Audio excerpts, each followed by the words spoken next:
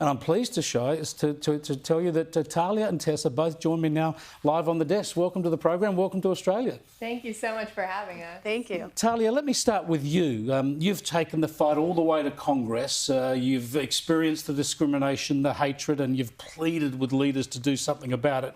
Does it help the case to see it detailed this way in the film? Absolutely. I think that one of the biggest benefits of this film and the way that the story was told is that it shows very clearly that the things that were happening on campus, that happened to Tessa, that happened to me, and all of the other Jewish students on campus, it wasn't about politics or policy. It wasn't about whether or not you agree with, Bibi Netanyahu or not. It was really just bullying and hatred and support for terror. And these kinds of attacks weren't based in, it was not like a goodwill discussion that students were trying to have with the Jewish students or the Zionist students.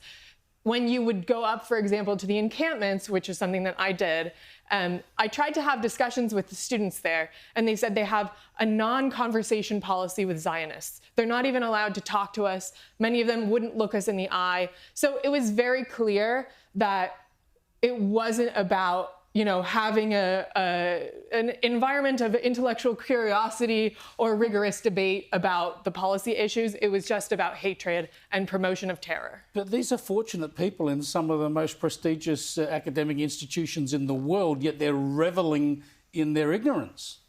Yeah, I mean, it was really hard to watch. It was hard to see these students being so close-minded on campus and really, again, not being willing to engage in conversation. And I think the same thing happened with Tessa, when she was trying to talk to the students, as you saw from the clip, on the other side of the room. I'm sure she can explain more. Yeah. They wouldn't, have a conversation with her. Yeah, Tessa, I wanted to talk, obviously you're elected to head up the student body, so there's an element of popularity involved in that. You won the election, yet suddenly this all turns against you because of this anti-Semitism. They they succeeded in having a vote to get you out of that, to remove you from the presidency. You prevailed, but tell us about the personal trauma of going through that.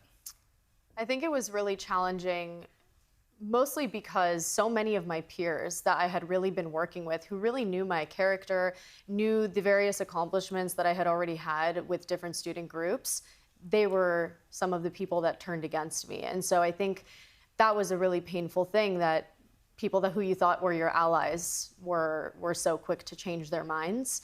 And I think it's kind of a striking parallel that we're seeing. And, we're here with the film, and there are these, striking similarities between what we went through on our campuses and what's happening here in Australia and on university campuses. And so it's pretty universal from what I'm seeing. Well, I want to show you what happened here in this country on October the 8th and October the 9th, 2023, because I've delved into these issues so often since then. I think these two episodes were two of the most shameful episodes in our country's modern history. Have a look. I'm smiling and I'm happy. I'm elated. It's a day of courage.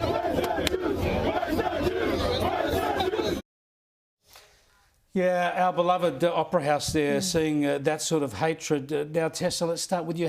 It's so the film goes into this in some detail at the start, especially. But how do you reconcile humans celebrating the slaughter of other humans, especially when at this stage Israel hasn't even retaliated, hasn't even been able to reclaim the bodies of its victims?